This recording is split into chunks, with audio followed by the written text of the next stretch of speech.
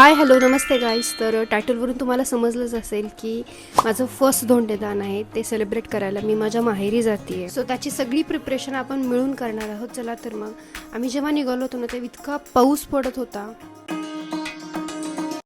पण सारी shopping basically shopping करण्यासाठी जातो. जे धाराशिवचे आहेत त्यांना काळं मारुतीचं माहितीच असेल, जिथं सगळं सामान भेटतं. तर आम्ही फर्स्ट भांड्याची शॉपिंग केली द्यायच्या. त्यानंतर आम्ही आलो साडीच्या दुकानामध्ये, जिथे आम्हाला खूप वेळ लागणार होता, म्हणून आम्ही भांड्याची खरेदी पहिल्यांदा उरकून घेतली. इतके सारे ऑप्शन बघून आम्ही तर कन्फ्युजच झाले, काय सांगू. मग फायनली एक साडी डिसाईड केली आणि घेतली. आणि बाहेर आलो तर काय धो धो पाऊस चालू होता सगळीकडे. वातावरण पण खूप छान झालं होतं.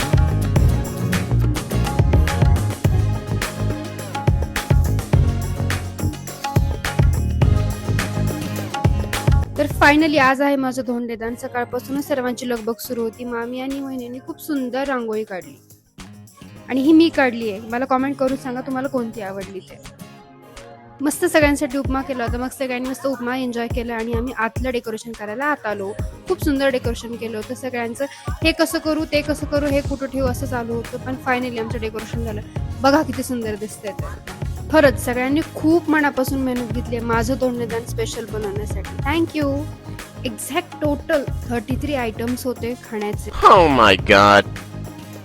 त्यानंतर आमचं हसणं खिदळणं असं मोठमोठ्यानं ओरडणं सुरू झालं होतं. फुल फॅमिली केऑस चालू होता. आणि त्यानंतर मी मस्तपैकी रेडी झाले. सगळ्यांनी टचअप वगैरे सगळं झालं असं, आणि सगळे खूप छान दिसत होतो. आणि हळूहळू सगळे पाहुणे यायला लागले. त्यानंतर सासरची सर्व मंडळी आली. त्यांचं वेलकम केलं. खूप छान वेलकम केलं माझ्या वहिन्यांनी. थँक्यू ऑल माय वहिनीज.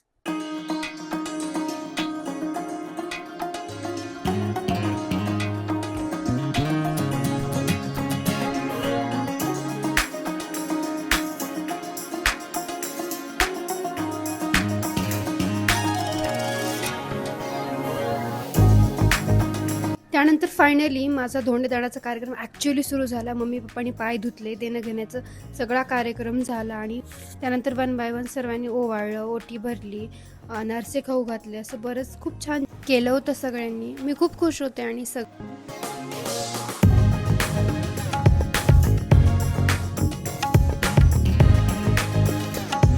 त्यानंतर वहिन्यांनी माझी ओटी भरली. ही मुक्ता वहिनी, अनुराधा वहिनी आणि सोनम वहिनी.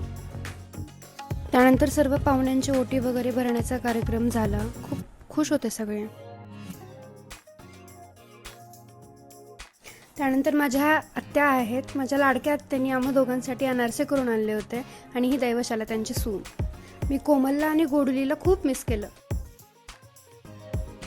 त्यानंतर सुरुवात झाली ती जेवण करायला. जेवणामध्ये होतं कुरवडी, पापडी, भजे, बटाट्याची भाजी, काय सांगू. आणि सगळ्यात महत्त्वाचं म्हणजे आमरस. सगळ्यांनी मस्त छानपैकी जेवण केलं.